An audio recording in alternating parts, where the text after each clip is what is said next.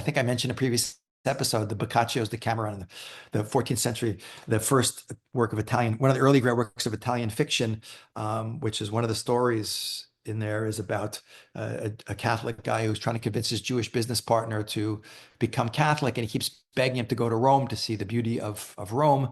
And eventually, the Jewish guy Abraham, of course, gives in, decides to go, and then his Catholic business partner recognizes that this is a disaster because he's going to go to Rome. He's going to see that it's like Hugh Hefner's Playboy Palace, with nuns getting knocked up. It's still under the catacombs of Rome where all the aborted babies of the knocked up nuns and things like that. It's a mess. And he says, "Oh my God, this guy's never going to convert." And he comes back and he's a Catholic and he makes this whole speech, which is quite risque for the time, where he says, "I see that the leaders of your church are completely decadent and are doing everything they can to drive God from the world. Yet nonetheless, your church continues to thrive. So it's got to be right, even though it's led by the wrong people.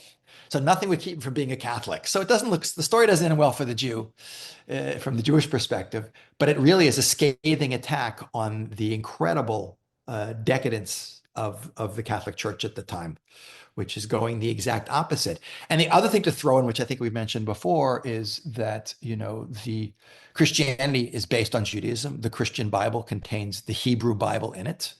The earliest translation of the Bible into another language is during the time of King Ptolemy III, and going back to over 2,200 years ago, or a little more than that, in Egypt, when they do the Septuagint, the translation by 70 rabbis.